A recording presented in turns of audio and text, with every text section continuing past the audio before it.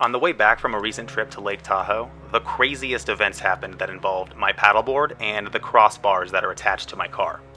I've taken this paddleboard many places, maybe not hundreds of times, but definitely over 100, and never once have I ever had a problem.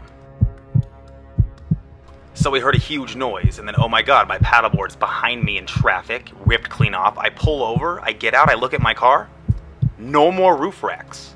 It ripped the roof racks clean off the car.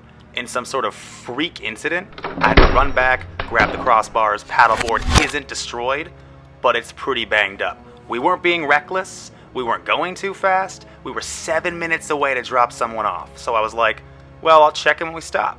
And then, it happened. And I can't believe it. But anyway. As you can see, paddleboard is pretty bruised, banged up. It's not destroyed. We got tire marks across Iro's face. Honestly, it got kind of run over. But it's just the front. It's not like the rest of the board. I don't know how this guy is not broken, but we're gonna try to bring her back to life. But before we do, I want to say I called Yakima, the manufacturer of my roof racks, right when I got home, and they had amazing customer service, and they apologized, and they're going to replace all of the parts that I bought from them. So I have no problems with the company. They make great stuff. It was just kind of one of those freak accidents. Enough air got under the paddleboard to make it become an airplane wing, and that's a lot of force. So we got patch and paint. We have the foam board Loctite, and then finally we have the liquid nails with the gun. Should be good. I don't know if I have one of those putty scrapers. Of course I already had some. But we can use things, you know. What the hell is this doing? We can use things, you know, the saying is start where you are, use what you can. Wait, what is it again? Start where you are, use what you have, and do what you can. Yeah, that's it. Okay, so the first thing we want to do is take an X-Acto blade and actually release from the beginning the bottom of the board from the shell casing.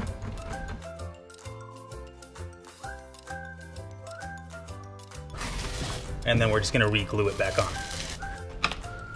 So now that we have this exposed, we'll be able to fill this and then put it all back together. If you can't fix stuff, you're kind of useless, you know? Could have just thrown it out, bought a new one, but nah.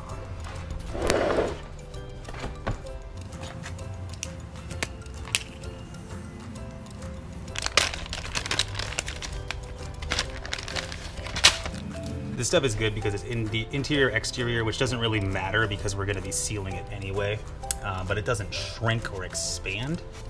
So once it's dry, it should just keep the shape. It's very, very lightweight too, which is important because you want the board to still be buoyant, obviously. Some people use silicone, but after a while of adding so much silicone, you're just going to add a ton of weight to the board.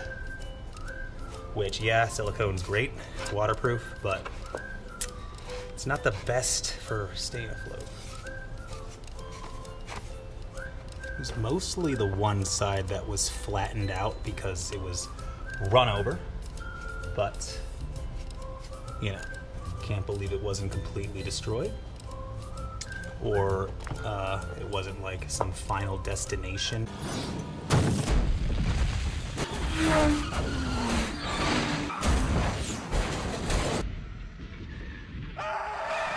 Crazy outcome, which is honestly why I was pretty mad, but I was honestly feeling pretty blessed also. It doesn't have to be perfect because, you know, perfect is the enemy of good. We just want it to be good, that's all. Okay, so we need this to dry. So it's mostly dry in here. I said we could sand some, but it really doesn't matter to sand it. Yeah, we're gonna rough out the edges with the X-Acto blade and then put the foam glue right here. slap it down, let that dry, maybe hit it with a heat gun, and then we'll get the liquid nails on the outside. And it's not gonna be good as new, but it'll be usable, and that's what matters. Okay, so we have the foam board Loctite, and we have the gun to insert it. It does not smell that good. It kind of smells just like super glue, actually.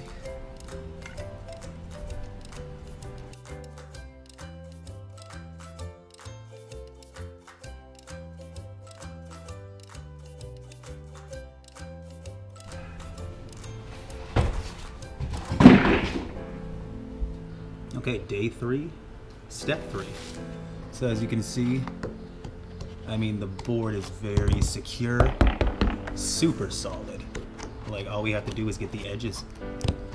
Just slap some liquid nails into the perimeter, and we should be good. Had to run to the store to pick up some gloves, because the next step is gonna be shower. Hi, Avo. Hi, Avo. Oh my God, your head. Are you okay? Okay, these gloves are dollar store quality, and should have never bought it. Wasted $1. It's fine. But my neighbor is a wonderful man, and he gave me some latex gloves. So, gloves on, liquid nails in. Let's go. Dude, the cap, come on. And now, this is why we had the gloves on, so we can touch it without feeling like we're gonna get cancer from it. Okay. So.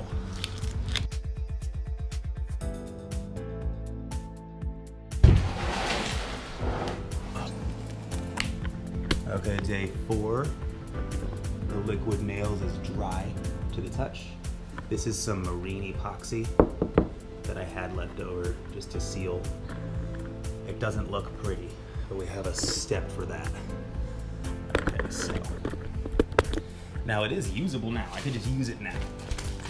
But we're gonna try to smooth out the edges because this is very rough. It's not that nice feeling. So I'm gonna hit it with some 150 grit sandpaper just to kind of smooth out the edges.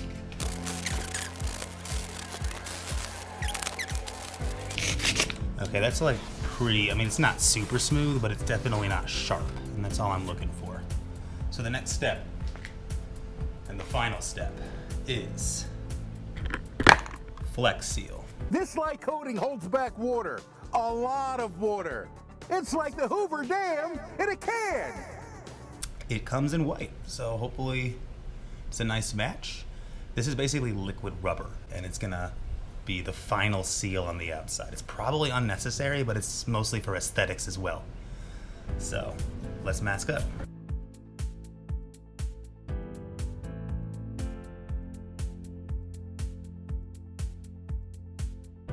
Remember, use what you have. So I don't want to tape the whole thing.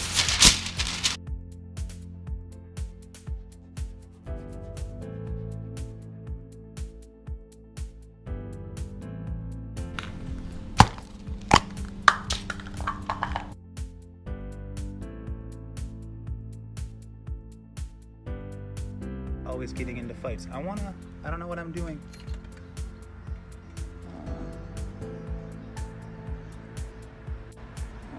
Avo. First coat is pretty dry.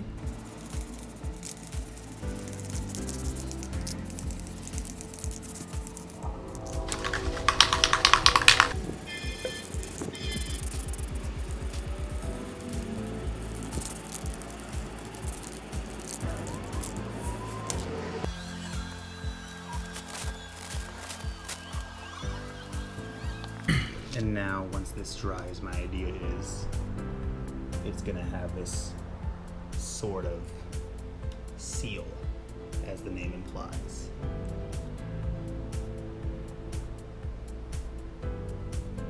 think it looks a little better than it did before, but it still is a pretty big scar.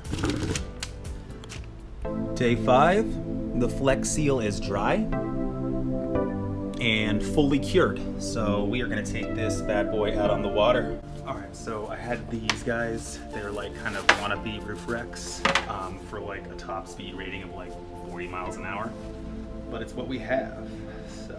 So we're gonna do our best to kind of strap the board on. The lake that I go to is really close, so I'm not really worried about anything happening. Of course, I wasn't worried about anything happening on the way back from Tahoe, but hey, we live and we learn, don't we?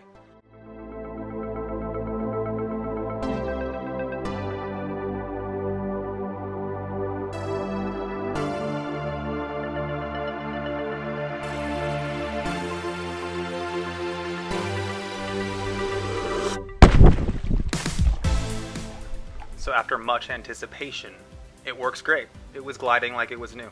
No resistance, no balancing issues, nothing. So, as with all things, time will tell whether this will hold up. But after the first ride, there's no issues. No wear and tear, no leaks, no nothing. I'm pretty satisfied. So is this the correct way to fix a paddleboard? Probably not. I bet you people, if they saw this, who work at surf shops, would laugh at this. But it is a way. It is fixed for now. I don't know how long it'll last, but I'm hoping to get a few more years out of this board, and I think this will definitely help me get there. Dude, I had a lot of that stuff laying around the house, and man, that thing it was gliding like it was new, honestly. Like,